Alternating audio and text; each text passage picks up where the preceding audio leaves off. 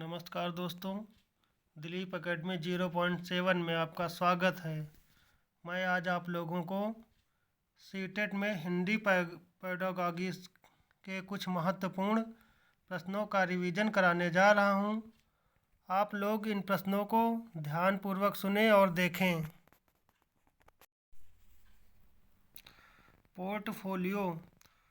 Portfolio किसे कहते हैं? पोर्टफोलियो बच्चों की एक फाइल होती है जो अध्यापक द्वारा बनाई जाती है। इसमें बच्चे के बारे में सभी जानकारियाँ लिखी जाती हैं। बच्चे के स्वभाव और शैक्षणिक अवधारणाओं के बारे में जो जानकारियाँ लिखी जाती हैं उसे पोर्टफोलियो कहते हैं। पोर्टफोलियो को हम शाब्दिक भाषा में समझें तो जैसे मान लिया कोई बच्चा है, जैसे फर्स्ट क्लास में पढ़ता है, तो उस बच्चे का जो रिकॉर्ड होता है, एक मान लिया बच्चे के हिसाब से फाइल बनाई जाती है, उसका जो रिकॉर्ड होता है उसमें बच्चे के शैक्षिक अभाव, क्या करता है क्या नहीं करता है, उसकी क्या कमियां हैं क्या खूबियां हैं, पढ़ने में कैसा है, वही उस फाइल में उसका रिकॉर्ड रहता है। वो आगे चलकर जब बच्चा दूसरी क्लास में जाता है तो दूसरी क्लास के मैडम को वही फाइल प्रोवाइड कर दी जाती है। तो उससे अगले क्लास की जो मैडम होती हैं उन्हें उस बच्चे के विषय में ज़्यादा दिक्कत नहीं आती है, क्योंकि उस फाइल में बच्चे के बारे में सब कुछ लिखा रहता है कि बच्चे को क्या पसंद है क्या नहीं पसंद है और बच्चा कैसा है, उसका स्वभाव कैसा है। भारतीय संविधान में हिंदी भाषा को क्या दर्जा दिया गया है? भारतीय संविधान में हिंदी भाषा को राजभाषा का दर्जा दिया गया है। भारतीय संविधान में हिंदी भाषा को राजभाषा का दर्जा दिया गया है।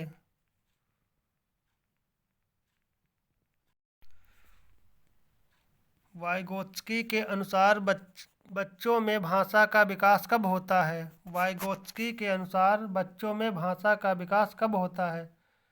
जब वे एक दूसरे के साथ बातचीत करते हैं।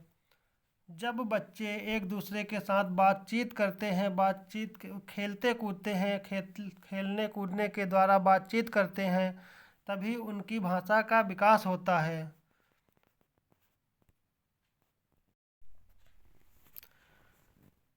एक अध्यापक का अपनी कक्षा में इस बात पर ध्यान जाता है कि एक बच्चे को भाषा पढ़ने एवं समझने में कठिनाई हो रही है। यह लक्षण हो सकता है। यह लक्षण पढ़ने में अक्षमता व डिस्लेक्सिया का लक्षण होता है। यदि कोई बच्चा अगर सही से पढ़ नहीं पाता है या पढ़ने में उसे दिक्कत होती है तो उसे डिस्लेक्सिया नामक बीमारी होती है।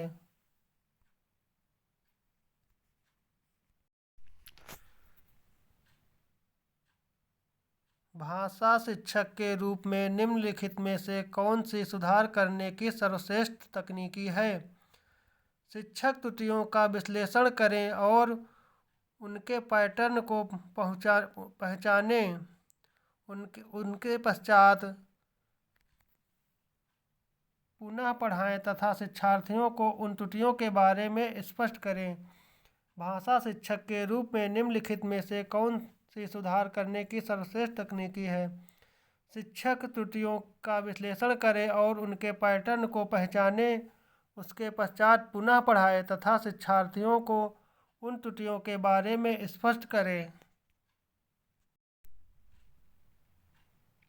एक अध्यापिका अपनी कक्षा को 4-4 के समूहों में बांट देती है तथा मानस मंथन और चर्चा के द्वारा वह प्राकृतिक दृश्यों, इमारतों, व्यक्ति जैसी थीम पर प्रश्नों के माध्यम से विचार एकत्रित करने के लिए कहती है और इस पर संक्षिप्त रिपोर्ट लिखने के लिए कहती है। यह कार्य किस रूप में जाना जाता है?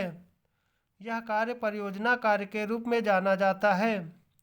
एक अध्यापिका अपनी कक्षा को 4-4 के समूहों में बांट देती है तथा मानस मंथन और चर्चा के द्वारा वह प्राकृतिक दृश्यों, इमारतों, व्यक्ति जैसी थीम पर प्रश्नों के माध्यम से विचार एकत्रित करने के लिए कहती है और इन पर संक्षिप्त रिपोर्ट लिखने के लिए कहती है।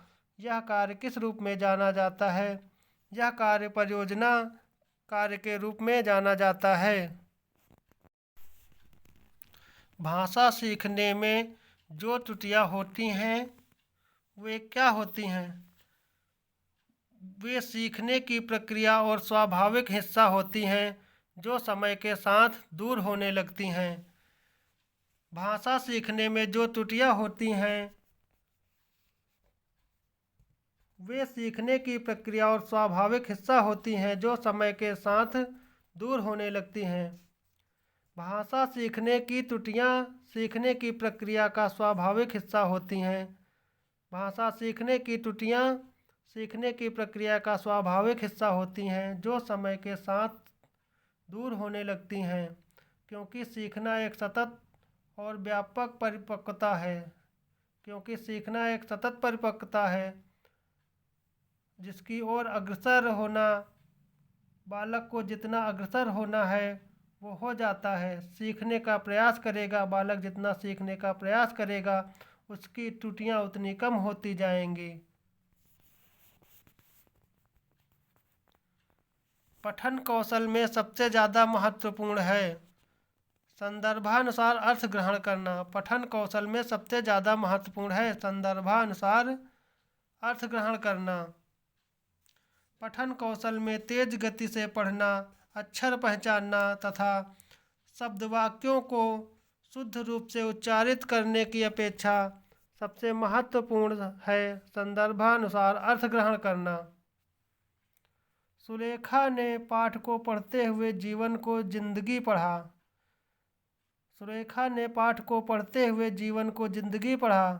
यह इस ओर संकेत करती है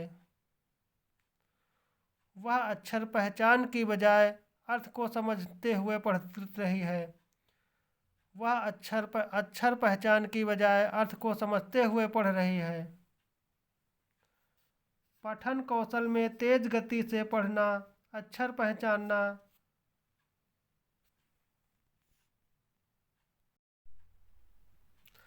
इस बात की ओर इंगित और संकेत करता है कि वह अक्षर पहचानने की बजाय अर्थ समझते हुए पढ़ रही है।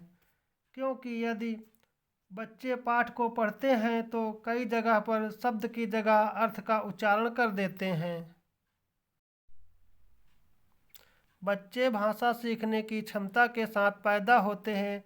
मुख्यतः यह किसका विचार है? यह नाओम चॉम्स्की का विचार है। बच्चे भाषा सीखने की क्षमता के साथ पैदा होते हैं। मुख्यतः यह किसका विचार है? नाओम चॉम्स्की का यह विचार है।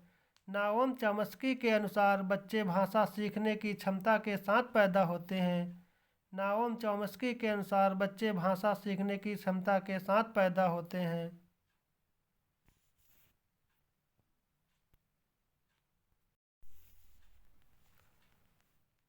मैंने चाट खाई और फिर मैंने हंसी।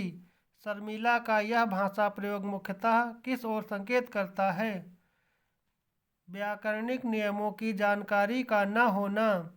मैंने चाट खाई और फिर मैंने हंसी। शर्मिला का यह भाषा प्रयोग मुख्यतः किस ओर संकेत करता है?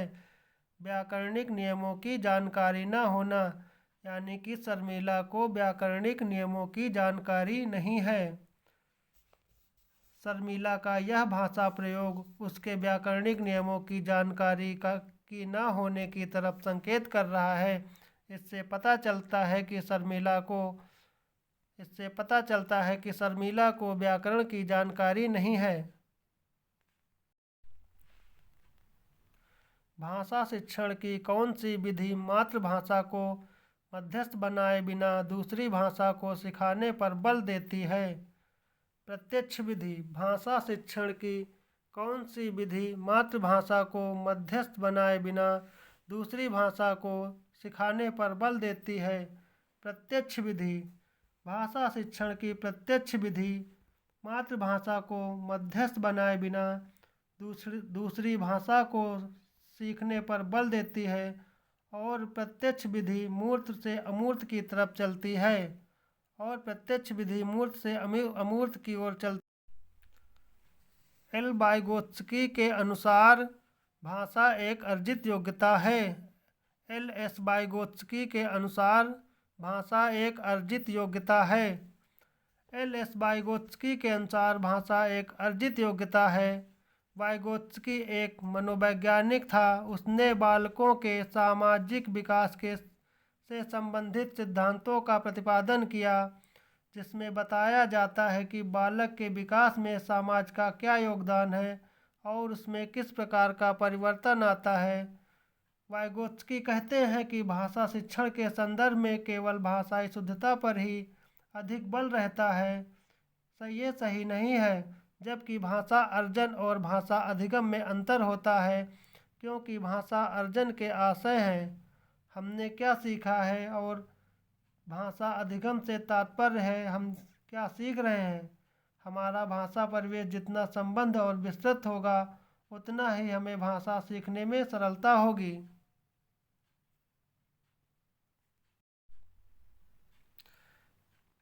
भाषा शिक्षण का संप्रेषण परक उपागम है। संदर्भ में भाषा प्रयोग की कुशलता पर बल देता है। भाषा शिक्षण का संप्रेषण परक उपागम है। संदर्भ में भाषा प्रयोग की कुशलता पर बल देता है।